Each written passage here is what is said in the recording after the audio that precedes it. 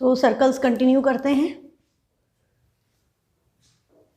Next question आपको क्या कह रहा है, इन द फिगर 29, ये वाला डायग्राम है, two circles with centre A and B of radius 5 and 3 centimetre touch each other internally.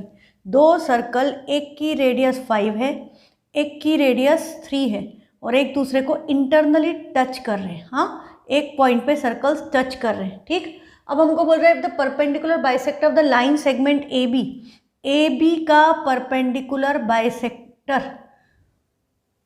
Meets the bigger circle in P, इसको पी पर और इसको क्यू पर, बिगर सर्कल को पी और क्यू में इंटरसेक्ट कर रहा है, तो हमें पी क्यू की लेंथ निकालनी है। Question clear? इसका डायग्राम एक बार और देखो। आपको बोला कि ये पी क्यू ए बी का परपेंडिकुलर बाइसेक्टर है। पी क्यू ए बी का परपेंडिकुलर बाइसेक्टर है, मतलब ये दोनों साइड्स आपस में इक्वल है, ये एंगल 90 है। और ए और बी आपके क्या है, ए बड़े वाले सर्कल का सेंटर, बी छोटे सर्कल का सेंटर। अब हमको बोला है कि हमको इस पी क्यू की लेंथ निकालनी है, जबकि हमको पता है कि ए पी जो है वो 5 है। हाँ, बड़े सर्कल की रेडियस 5 सेंटीमीटर है, छोटे सर्कल की रेडियस 3 सेंटीमीटर है, और हमको फाइंड करना है लेंथ ऑफ पी क्यू। हमको पी क्यू की लेंथ निकालनी है। तो देखो यहाँ पर हम देखें, ये ए बी, ए से ये पॉइंट जो है दोनों सर्कल पे कॉमन है, तो इस पॉइंट को यदि मैं एम बोल दूँ तो ए एम कितना हुआ, रेडियस के इक्वल हुआ ना, बड़ी वाली, तो इसकी वैल्यू क्या हो गई 5 सेंटीमीटर। फिर आप इसी पॉइंट से देखो कि ये बी से जो डिस्टेंस है ये बी एम क्या हुआ, छोटे वाले सर्कल की रेडियस मतलब 3 सेंटीमीटर। तो मैं ये जो डिस्टेंस है ए बी कैलकुलेट कर सकती हूँ।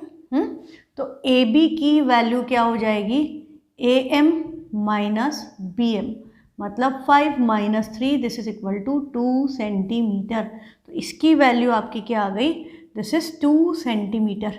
अब ये जो लाइन है ये ए बी का परपेंडिकुलर बाइसेक्टर है, मतलब ये दोनों साइड आपस में इक्वल और ये एंगल 90। तो ये 2 था, तो इसका हाफ क्या हो गया 1। तो आपका A C equal to half of A B की वैल्यू 2 है, तो हाफ ऑफ 2, इसकी वैल्यू क्या आ गई 1 सेंटीमीटर। तो ए सी की वैल्यू आ गई है 1 सेंटीमीटर। अब क्या करेंगे, पाइथागोरस थ्योरम लगा देंगे हम इस ट्राइंगल में।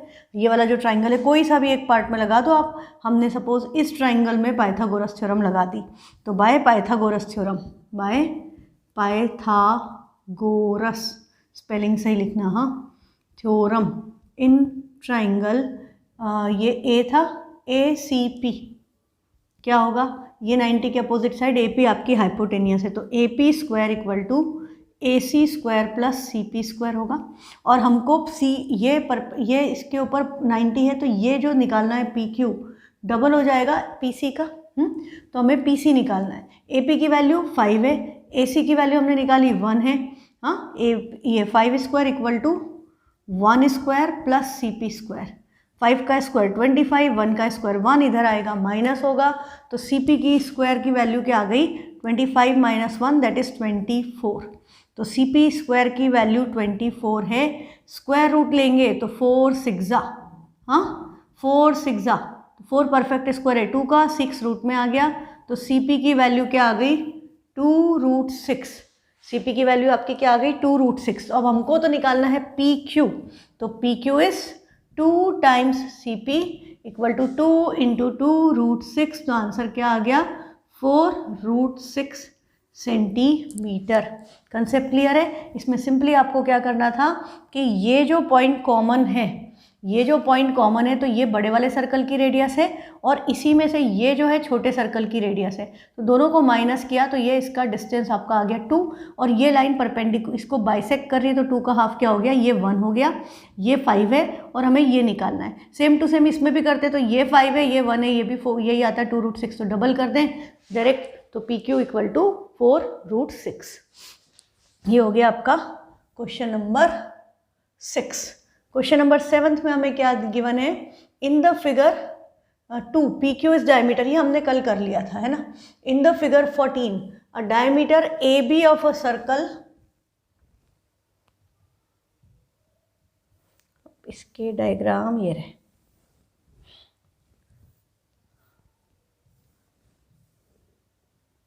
हमें क्या बोल रहा है in the figure 14, this one, a diameter A B of a circle bisects a chord P Q. A B क्या बोल रहा है कि ए बी डायमीटर है और इसने पी क्यू को बाइसेक्ट किया, मतलब ये दोनों आपस में क्या हो गए, इक्वल, और ये डायमीटर है.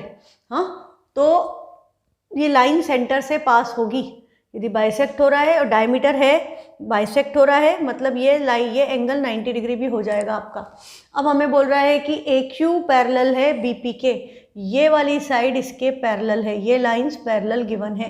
Prove that chord P Q is also a diameter. अब आपको क्या प्रूव करना है कि पी क्यू भी डायमीटर है. We want to prove this line is also diameter. तो हम क्या प्रूव करें कि ये जो सेंटर पे ही लाई कर रहा है, ये जो लाइन है, ये ओ जो है, ये पी क्यू के ऊपर है. This is what we want to prove. अब ये लाइंस पैरेलल है तो ये वाला एंगल इसके इक्वल होगा, अल्टरनेट इंटीरियर एंगल से. ये एंगल इसके इक्वल है. और हम ऐसे देखें तो इसी आर्क ने ये एंगल बनाया और इसने ये एंगल बनाया, तो ये दोनों एंगल भी आपस में क्या हो गए, equal. If this was x तो ये एंगल भी एक्स है और ये एंगल भी एक्स है. ये सारे एंगल आपके एक्स एक्स हो गए. तो अब क्या पता चल रहा है आपको, इधर से अब आप देखो तो इधर से भी ये एंगल इन सेम सेगमेंट, तो ये एंगल भी क्या आ गया, एक्स. हाँ, तो दो एंगल इक्वल हो गए. और हमें क्या दिया था, ट्रायंगल सिमिलर हो जाएंगे. इक्वल कैसे करेंगे, हाँ, ये रेडियस है, ए बी डायमीटर है, तो ये लाइन तो रेडियस होगी, ए ओ बी ओ आपस में इक्वल होंगे. हाँ, तो ये रेडियस है और ये एंगल इक्वल है. ए ए एस से ट्राइंगल्स क्या हो जाएंगे, कॉन्ग्रुएंट. ए ए एस से ट्राइंगल कॉन्ग्रुएंट, तो सी पी सी टी से आपका ये भी इक्वल हो जाएगा. तो इस वजह से ये क्या बन जाएगी, डायमीटर. ये दोनों इक्वल हो गए और वो पास हो रहा है सेंटर से, तो P Q is also diameter. और कोई तरीका लगा सकते हैं हम, can we apply something else. Cyclic quadrilateral की कोई प्रॉपर्टी लगा के रेक्टेंगल प्रूव कर पा रहे हैं क्या हम, एंगल 90. वो मुझे विजिबल नहीं है, अभी दिख नहीं रहा ऐसा कुछ, तो यही ठीक है ना. तो हो गया ये. What is the name given to the quadrilateral A Q B P. ये दोनों डायगोनल्स डायमीटर हैं, मतलब ये इक्वल है, तो शेप क्या बनेगा, definitely this will be a rectangle. अच्छा, पैरेलल साइड से, ओके. तो फिर तो मैं इसको ज़्यादा आसानी से वैसे कर सकती थी जो हम नॉर्मली करते हैं कि ये वाली लाइन इसके पैरेलल है, तो इन दोनों एंगल का सम 180 और इन दोनों एंगल का सम 180, तो ये दोनों एंगल का सम 180 और इन दोनों एंगल का सम 180, तो ये दोनों एंगल आपस में क्या हो गए, इक्वल. तो ये एंगल इसके इक्वल, और ये डायमीटर है, ये डायमीटर है, तो angle in semi circle right angle, ये एंगल क्या होगा 90, तो ये एंगल भी क्या होगा 90. ये एंगल 90 है, तो ये अपोजिट एंगल्स, हाँ, ये ज़्यादा ठीक है. This is much better than what we did earlier. तो आप इसको कैसे करो कि ये आपका ये वाली लाइन इसके पैरेलल है. हाँ, तो ये एंगल ए प्लस पी, हम क्या लिखेंगे, angle A plus P equal to 180 and angle P A plus B equal to 180.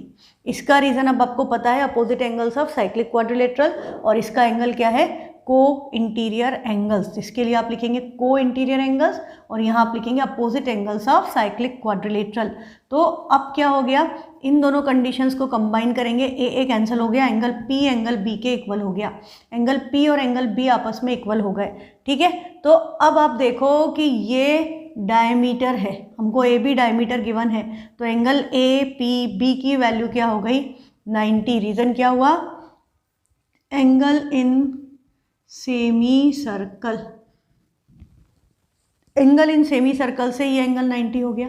पर हमने क्या बोला कि ये एंगल भी 90 है, ये एंगल इसके इक्वल है, एंगल पी एंगल बी के इक्वल है, इसका मतलब एंगल बी भी 90 है.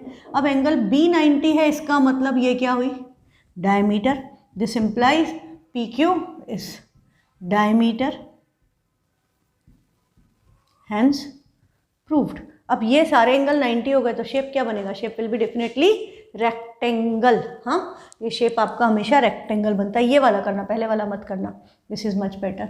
नेक्स्ट क्वेश्चन बड़ा अच्छा सा है, इसमें आपको क्या बोला है, in the given figure a diameter of a circle bisects in the given figure 15, कहाँ गया ये, इन द गिवन फिगर 14 हो गया, okay, in the given figure 15 if y equal to 36, ऐसा सर्कल बना हुआ है और एक लाइन इधर से ऐसे गई, इधर से ये ऐसे आई, और एक लाइन यहाँ से ऐसे गई, और एक लाइन इधर से भी ऐसे चली गई।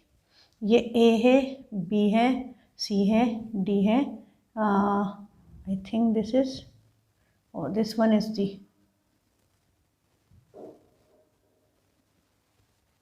ये ओके, दिस इज D। मैंने इसको सपोज E ले लिया, ये वाला एंगल X है, ये वाला एंगल Y है, और ये वाला एंगल Z है। अच्छा, E इन्होंने वहाँ लिया है, तो मुझे यहाँ पर E लेना पड़ेगा, तो मैं इसको F ले लेती हूँ। This point is F। बन गया डायग्राम। इस तरह का क्वेश्चन है। अब आपको क्या बोल रहा है कि यदि y की वैल्यू 36 है, y 36 है और z 40 है, तो आप x कैलकुलेट करो। First part of the question is saying this कि y 36 है, z 40 है, x कैलकुलेट करो। तो बेटा सबसे पहले आप इस ट्राइंगल पे फोकस करो, फोकस ऑन दिस ट्राइंगल। हाँ, क्या दिख रहा है, ये ट्राइंगल की एक्सटेंडेड साइड है, ये ट्राइंगल की साइड है, तो ये एंगल बी सी ई, इसकी वैल्यू क्या होगी, इन दोनों के सम के equal, x plus y. Reason क्या हो गया, exterior angle property in triangle FCD या CDF। हाँ, एक्सटीरियर एंगल प्रॉपर्टी लगा दी ट्राइंगल CDF में, तो आपका ये वाला एंगल की वैल्यू क्या आ गई, x प्लस वाई। ठीक, अब हम देखें ये जो शेप है, this is a cyclic quadrilateral. ABCF क्या बना रहा है, साइक्लिक क्वाड्रिलेटरल, और ये साइक्लिक क्वाड्रिलेटरल की extended side, this is exterior angle, इसकी वैल्यू इसके इक्वल होगी। तो हम डायरेक्टली क्या लिख देंगे, angle B equal to angle DFC equal to x। Reason क्या हो गया, exterior angle of cyclic quadrilateral is equal to opposite interior angle। Exterior angle opposite interior angle के इक्वल है, इस वजह से हमारी ये वाली प्रॉपर्टी लग गई।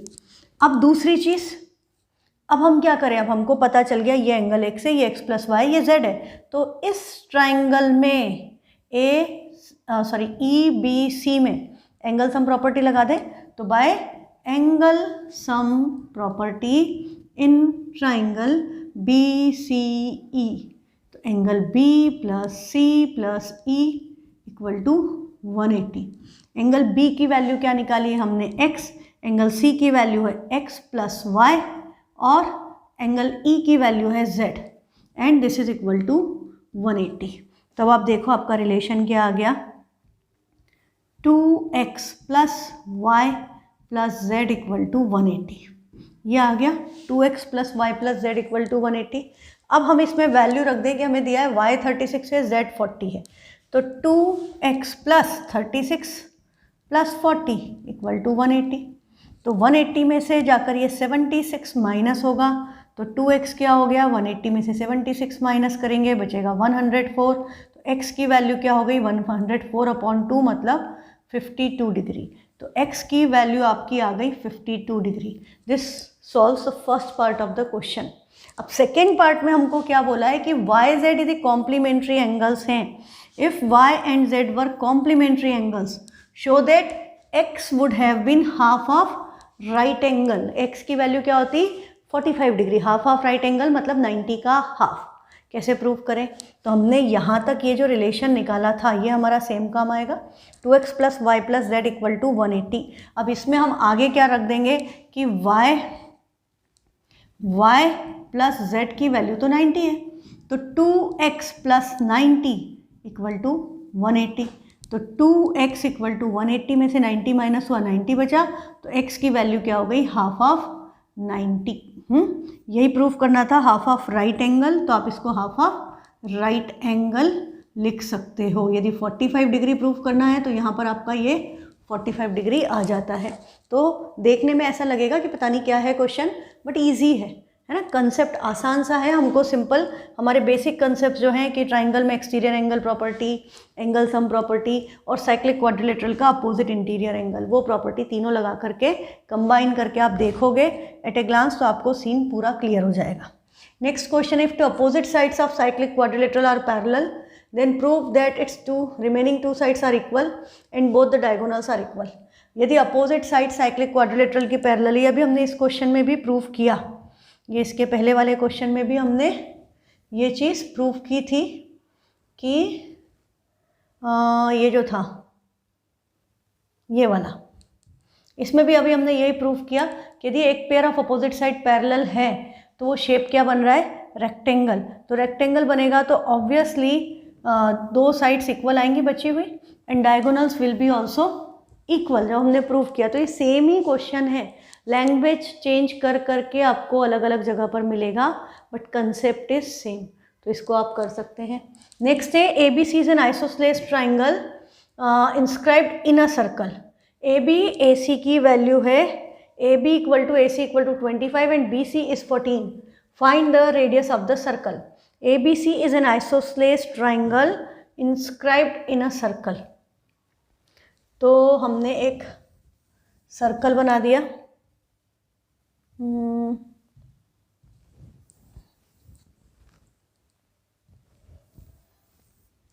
ये बना दिया।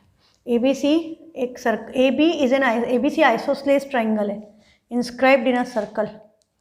तो अब हम इसके अंदर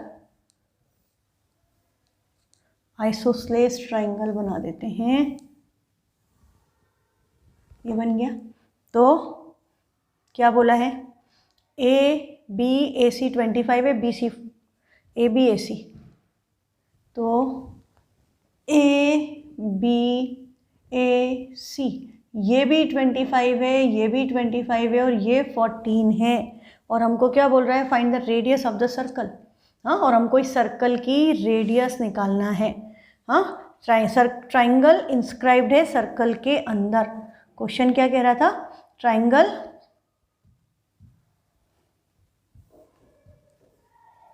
गिवन है हमको कि ट्राइंगल सर्कल के अंदर इंस्क्राइब्ड है, तो ट्राइंगल की तीनों साइड सर्कल को टच कर रही है।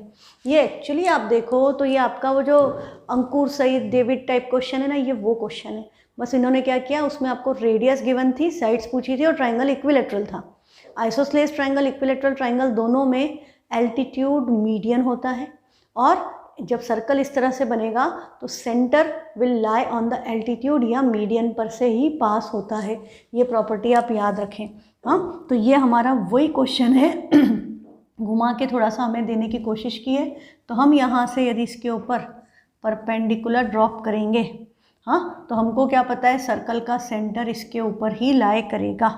तो B से O को ज्वाइन किया, अब ये 14 है, BC 14 है, तो perpendicular from center bisects the chord, तो ये OM परपेंडिकुलर है, तो ये BM क्या हो गया, 14 का हाफ, मतलब BM की वैल्यू क्या है, 7। अब हम इसमें AM कैलकुलेट कर सकते हैं यूजिंग पाइथागोरस थ्योरम। ये वाली साइड 25 है, ये वाली साइड 7 है, तो हम इसमें पाइथागोरस थ्योरम लगाएं तो by Pythagoras theorem in triangle ABM, ABM में क्या आएगा, 90 के अपोजिट साइड AB है, तो AB square equal to AM square plus AM square plus BM square. AB 25 है, AM पता नहीं है और BM आपका 7 है, तो 25 का स्क्वायर हो गया 625 माइनस 7 का square 49 equal to AM square, जिसको याद होगा वैल्यू 24 आएगी, क्योंकि अभी आ जाएगा 576 जो 24 का स्क्वायर है, तो आपकी AM की वैल्यू क्या आ गई, 24 सेंटीमीटर। तो ये जो लाइन है ये यहाँ से यहाँ तक फुल 24 है। तो ये तो हमारी रेडियस है और ये भी रेडियस है, और ओ एम हमें पता नहीं। तो इसको हम यदि x लिख लें, या हम इसको क्या लिख सकते हैं, दिस विल बी, ये पूरा 14 है, ए एम की वैल्यू 14 है, और ए एम को हम क्या लिख सकते हैं, A O plus O M equal to A M. तो 14, A O is R, R plus O M equal to 14, तो दिस इम्प्लाइज ओ एम की वैल्यू क्या हो गई, 14 माइनस आर। ओ एम की वैल्यू आपकी 14 माइनस आर हो गई। तो ये जो है ये आपका 14 माइनस आर है, ये आर है, ये 7 है। फिर से हम इस छोटे ट्राइंगल में पाइथागोरस थ्योरम अप्लाई कर दें। तो अब आप देखो फिर से बाय पाइथागोरस थ्योरम,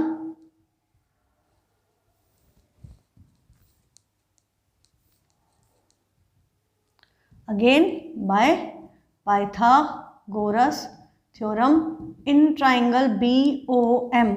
अब 90 के अपोजिट BO आपकी हाइपोटेनियस है, तो BO square equal to OM square plus BM square. ठीक है, तो BO हमारा रेडियस है, तो R square equal to OM की वैल्यू आपकी है 14 माइनस R, और इसका क्या होगा, whole square plus BM is 7 का स्क्वायर। तो हम इसको सॉल्व करेंगे इसको, तो ये R स्क्वायर 14 माइनस R का होल स्क्वायर आइडेंटिटी से ओपन होगा, तो 14 का square plus R square minus 2 into 14 into R plus 7 का स्क्वायर हो गया 49। Now you can check this कि इधर भी प्लस R स्क्वायर है, इधर भी R स्क्वायर है, कैंसल हो जाएगा। तो ये आपका क्या बचेगा, 14 का स्क्वायर 196, इसमें से 49 माइनस करें, और ये माइनस था, इसको इक्वल टू के उधर भेज दें, तो ये हो गया 28R। 196 में से 49 माइनस किया, 6 में से 9 गए, तो 16 माइनस 9 10 7, और 19 माइनस 5 4 47। सही है, कुछ गड़बड़ लग रही है। तो रेडियस क्या होगी 47, नहीं गलत है, 16 माइनस 9 इज 7, फिर 19 माइनस 4 इज 14, 19 माइनस 5 इज 14, 147। तो R क्या हो गया, दिस अपॉन 28। अब कैंसिल करेंगे हम, ये 7 से जाता है, 7 4 ज़ा 28, 7 2 ज़ा 14, 7 1 ज़ा 7। तो रेडियस आपकी क्या आ गई, 21/4 सेंटीमीटर। ठीक है, तो रेडियस आपकी आ गई 21/4। सिंपली आपने क्या किया कि हमने यहाँ से परपेंडिकुलर डाला, तो परपेंडिकुलर आइसोसेलेस ट्राइंगल है, परपेंडिकुलर इज मीडियन ऑल्सो, तो ये दोनों आपस में इक्वल हैं, और सेंटर इसके ऊपर ही लाई करेगा। तो सेंटर हमने यहाँ पर अज्यूम कर लिया, ये रेडियस है, ये पोर्शन रेडियस है। एक बार इस ट्राइंगल में पाइथागोरस लगाया, एक बार इस छोटे ट्राइंगल में पाइथागोरस लगाया, और बस सॉल्व कर दिया, तो रेडियस आ गई। नेक्स्ट क्वेश्चन है,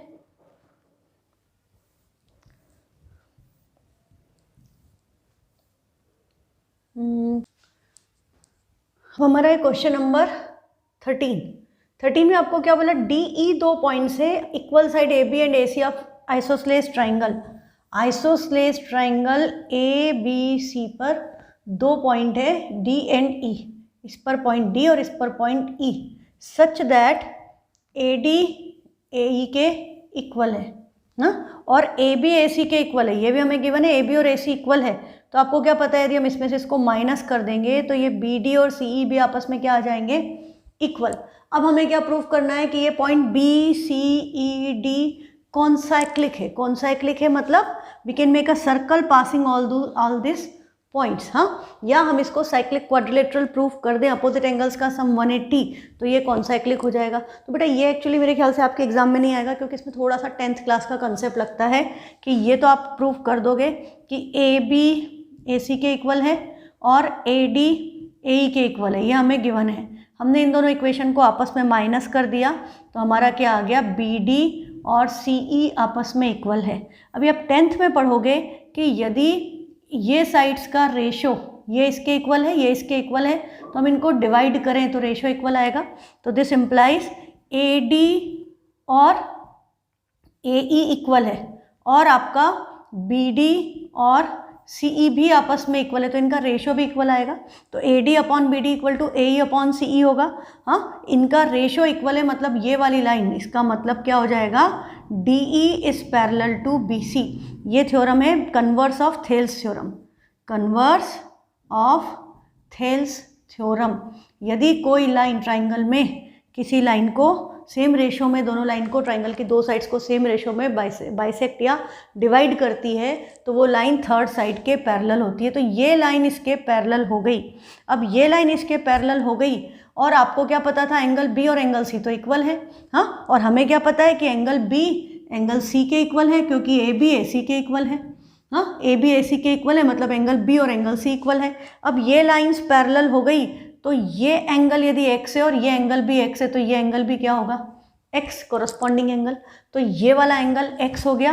तो अब हम इन दोनों का सम निकालें इसका, तो ये वाला एंगल आपका क्या आएगा, 180 माइनस x, लीनियर पेयर लगाऊं और इन दोनों को ऐड करूं तो x x कैंसिल, दोनों का सम क्या आ गया, 180, है ना। हम इसको ढंग से यदि लिखें तो आपका angle B equal to C equal to x, reason क्या हो गया, angle opposite to equal sides.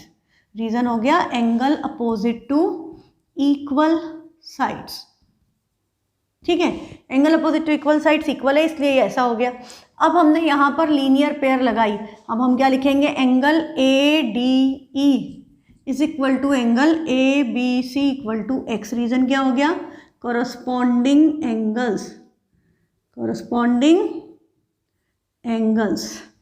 फिर ये कोरस्पॉन्डिंग एंगल के कारण ये दोनों एंगल आपस में इक्वल हो गए और ये एंगल इसके इक्वल है और ये एंगल भी इक्वल हो गया। अब हम यहाँ पर लीनियर पेयर लगा दें तो angle A D E plus angle E D B plus angle E D B equal to 180। Reason क्या हो गया, लीनियर पेयर। तो ए डी ई तो x है, तो x plus angle E D B, angle E D B equal to 180। तो angle E D B की value क्या हो गई, 180 माइनस x। ये आ गया कि ये वाला एंगल जो है ये आपका 180 माइनस x है। अब मैं यदि एंगल C और एंगल D को ऐड कर दूं तो अब मुझे क्या मिलेगा, angle C plus angle E D B, हम इसको ऐड करेंगे तो ये x प्लस 180 माइनस x हो गया। तो x x कैंसिल, इसका सम क्या आ गया, 180। This implies angle C plus angle D equal to 180। Opposite angles का सम 180 है, इसका मतलब BCED is cyclic quadrilateral. BCED is cyclic quadrilateral, cyclic quadrilateral. अब BCED साइक्लिक क्वाड्रिलेटरल है तो BCED are concyclic, BCED are concyclic, मतलब they lie on the same circle, concyclic. हम ये प्रूव कर सकते हैं। हाँ, मतलब हम क्या कर सकते हैं, we can draw a circle passing through all this 4 points. ये कंडीशन सेटिस्फाई होगी। ठीक है, तो ये आपका क्वेश्चन हो गया। अब इसके नेक्स्ट जो क्वेश्चन है, ये जो कंसेप्ट है ये सारे हम कल करेंगे कि हमको प्रूफ करना है अब कि सर्कल में जो कॉर्ड मैंने आपको बताया था सेंटर से पास होती है वो डायमीटर है और वो सबसे लंबी होती है। बाकी की जो कॉर्ड सेंटर से दूर होंगी वो छोटी होंगी। जैसे जैसे आप सेंटर के पास अप्रोच करोगे, डिस्टेंस सेंटर से कम होगा तो आपकी कॉर्ड की लेंथ कम बड़ी ज़्यादा होती जाएगी, length of chord will be greater. और जैसे जैसे सेंटर से दूर जाओगे कॉर्ड की लेंथ कम हो जाएगी और ये डिस्टेंस इंक्रीज होता जाएगा। इसका कंसेप्ट भी क्या है कि हम इसमें क्या करते हैं, मैं आज आपको बेसिक इंट्रोडक्शन दे देती हूँ। यदि हमारे पास 2 कॉर्ड है, एक ये है और एक ये है, ऑब्वियसली ये थोड़ी बड़ी है, ये सेंटर के पास है, हाँ, और ये सेंटर से, अब डायग्राम आप सेम साइड भी ले सकते हो, अलग भी ले सकते हो। ये आर है, ये आर है, perpendicular from center bisects the chord. तो इसकी पूरी लेंथ यदि मैंने मान ली 2a तो ये क्या हो जाएगी a। इसकी मैंने पूरी अज्यूम कर ली 2b तो ये क्या हो गई b। ये डिस्टेंस मुझे पता नहीं है, इसको मैंने ले लिया n x और इसको मैंने ले लिया y। तो हम क्या करें, हम इन दोनों ट्राइंगल्स में पाइथागोरस थ्योरम लगा दें। तो इसमें क्या आएगा, a square plus y square equal to r square, और इसमें क्या आएगा b square plus x square equal to R square. तो ये दोनों आपस में इक्वल है, तो A square plus Y square की value B square plus x square के इक्वल हो गई। हाँ, A square plus Y square B square plus x square के इक्वल है, पर हमें क्या पता है कि ए ग्रेटर देन बी है। हमने ये वाली कॉर्ड को बड़ा माना है और इसको हमने छोटा माना है, तो ए बी से बड़ा है, तो ऑब्वियसली ए स्क्वायर बी स्क्वायर से बड़ा है। तो ए स्क्वायर बी स्क्वायर से बड़ा है यदि, तो हमको इसमें छोटा नंबर ऐड करना पड़ेगा और इसमें बड़ा नंबर ऐड करना पड़ेगा ताकि ये रिलेशन इक्वल होल्ड हो। ये ए स्क्वायर यदि ग्रेटर है बी स्क्वायर से, तो इसका मतलब क्या हुआ कि Y square should be less than X square या Y should be less than X. भाई सीधी बात देखो, यदि ये मेरी रेडियस 5 है तो 5 का स्क्वायर तो दोनों केस में 25 आएगा। अब यदि मैंने ये वाली साइड 8 सेंटीमीटर की ली तो ये 4 है, तो 4 का स्क्वायर क्या हुआ 16। हाँ, तो 25 में से 16 को माइनस करें, क्या बचेगा 9। तो ये डिस्टेंस आपका क्या आएगा, स्क्वायर रूट लोगे 3। हाँ, और हमने यदि ये वाला 9 ये लिया 6, तो ये क्या हो गया 3। तो 25 में से हमने 9 माइनस किया तो क्या बचेगा 16। 16 किसका स्क्वायर है 4 का, तो ये वाली वैल्यू आपकी क्या आएगी 4। तो यदि ये वाली साइड 3 है और ये वाली साइड 4 है, मतलब ये पूरी साइड 8 है, तो हाफ परपेंडिकुलर बाइसेक्ट करता है तो ये 4 हुआ। ये पूरा 6 है तो परपेंडिकुलर ने बाइसेक्ट किया तो ये 3 हुआ। रेडियस तो दोनों केस में सेम है ना, 5 5, तो 3 square plus x square equal to R square, और इधर y square plus 4 square equal to R square. ये 4 3 से बड़ा है, तो 4 का स्क्वायर मतलब 16 भी 3 के स्क्वायर मतलब 9 से बड़ा है। तो ये नंबर जो हम इधर ऐड कर रहे हैं, जो बड़े नंबर में ऐड कर रहे हैं वो छोटा होना चाहिए, छोटे में ऐड करें बड़ा होना चाहिए, ताकि दोनों का सम इक्वल आए। तो इससे आपका क्या प्रूव हो गया कि y is smaller than x। y x से छोटा है तो ये है क्या, डिस्टेंस फ्रॉम द सेंटर। इसका मतलब y x से छोटा है, मतलब ये डिस्टेंस इस डिस्टेंस से कम है। इसका मतलब ये वाली कॉर्ड सेंटर के पास है, ये वाली कॉर्ड कंपैरेटिवली सेंटर से दूर है।